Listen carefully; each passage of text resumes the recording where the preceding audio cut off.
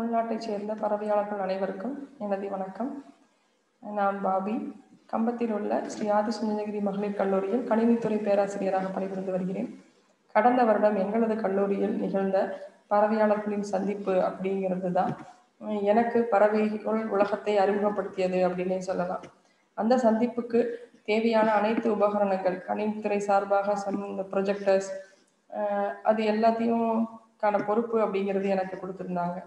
So அதன் மூலமாக அந்த பறவையாளர்கள் சந்திப்பு முழுவதுமாக காலையிலிருந்து இரவு வரை அத்தனையிலையும் கலந்து கொள்ளக்கூடிய வாய்ப்பு அப்படிங்கிறது கிடைச்சது. அப்போ தான் பறவைகள் உலகம் அப்படிங்கிறது என்ன, அங்கே கலந்துக்கிட்ட பெரிய பெரிய பறவையாளர்கள் அவர்களுடைய பேச்சு கேட்கும்போது தான் இதை பற்றின ஒரு விஷயமே எனக்கு தெரிய வந்தது. அதன் மூலமாக அப்போ நடந்த அந்த நிகழ்வில் தான் டெலகிராம் குரூப் அப்படிங்கிறதுல மட்டும்தான் நான் ஜாயின் பண்ணியிருந்தேன்.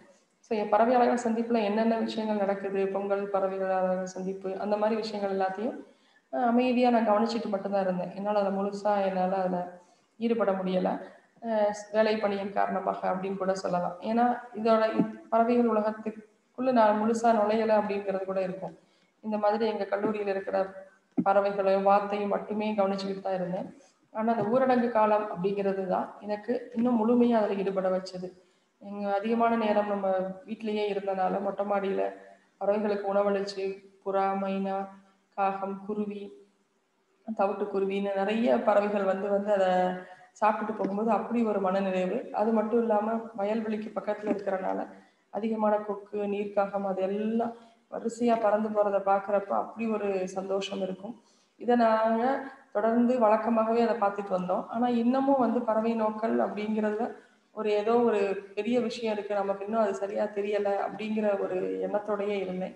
அந்த சமயம்தான் சேலம் பறவையியல் கழகம் சண்டே சீரீஸ் அப்படின்னு ஆரம்பித்தாங்க. பெண் பறவையாளர்கள் நிறைய பேரோட பேச்சுகளை, உரையாடல்களை கேட்கறதுக்கான வாய்ப்பு அமைஞ்சது.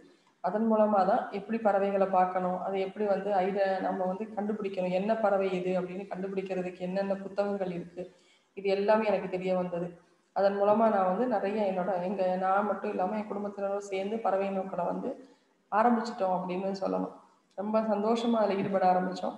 ஸோ இந்த ஒரு பேராசிரியராக இருக்கிறனால இந்த பறவை நோக்கல் அப்படிங்கிறது என்னோட மட்டுமே இருக்கக்கூடாது, என்னோட மாணவிகளும் அதில் ஈடுபடணும் அப்படிங்கிறதுக்காக இந்த ஆன்லைன் கிளாஸஸ் தான் நடந்துட்டு இருந்தனால எங்களோட பாட சம்பந்தமாகவே இப்போ நான் மல்டிமீடியா எடுக்கிறேன் அப்படின்னா ஆடியோ அப்படிங்கிறதுக்கு யூஸ்வலாக ஆடியோன்னு மட்டும் சொல்லுவோம். அப்படி இல்லாமல் பேர்ட் சவுண்டை ரெக்கார்ட் பண்ணிட்டு வாங்க, அதில் நாய்ஸ் ரிமூவ் பண்ணுங்க.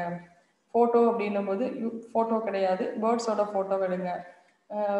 அந்த ஃபோட்டோவில் பர்டிகுலர் பேர்டை மட்டும் எப்படி கிராப் பண்ணுறது அப்படின்னு ஃபோட்டோஷாப்புக்கு இப்படி எல்லா விஷயத்துலையும் நான் பறவைகளை பாடமாக பிள்ளைங்களுக்கு கொடுக்க ஆரம்பித்தேன். என்னோட மாணவிகள் அவ்வளோ ஆர்வமாக அதில் ஈடுபட்டு அவங்களுக்கு தெரிஞ்ச விஷயங்களை என்னோட பகிர்ந்துக்க ஆரம்பித்தாங்க. ஸோ தேனி மாவட்டத்தில் பறவையாளர்களின் எண்ணிக்கை ரொம்ப குறைவாக இருக்குங்கிறதுனால தான் கடந்த வருடம் அங்கே நிகழ்வு நடந்தது அப்படிங்கிறத நான் கேள்விப்பட்டேன். ஸோ இனி என்னால் முடிஞ்ச பங்களிப்பு அப்படிங்கிறது இந்த பறவைகள் உலகத்துக்கு கொடுக்கணும், என்ன மூலமாக என்னோட மாணவிகள் அதில் ஈடுபட வைக்கணும் அப்படிங்கிறதுல என்னோட முழு ஈடுபாட்டையும் நான் செலுத்தலாம் அப்படிங்கிறதுக்கேன். இது மட்டும் இல்லாமல் என்னோட குடும்பத்தினரும் இந்த பறவை நோக்கல் அப்படிங்கிறத எல்லாருமா சேர்ந்து செய்யும்போது அவ்வளோ ஒரு மன நிறைவு அப்படிங்கிறத நான் சொல்லணும். அதனால இந்த பறவை நோக்கல் இனி எப்பொழுதும் இந்த மாதிரியான பறவை ஆர்வலர்களோட ஒத்துழைப்போடையும் துணையோடையும் தொடரும். இப்போ வரைக்கும் நான் சேலத்தை சேர்ந்த ஆஞ்சலினா மனோ, அப்புறம் வடிவுக்கரசி மேடம், அவங்க தான் எனக்கு எப்போ என்ன சந்தேகம்னாலும் எனக்கு தெளிவுபடுத்திட்டு இருக்காங்க. அவங்க எல்லாருக்கும் நன்றி சொல்லிக்கிறேன் இந்த தருணத்தில்.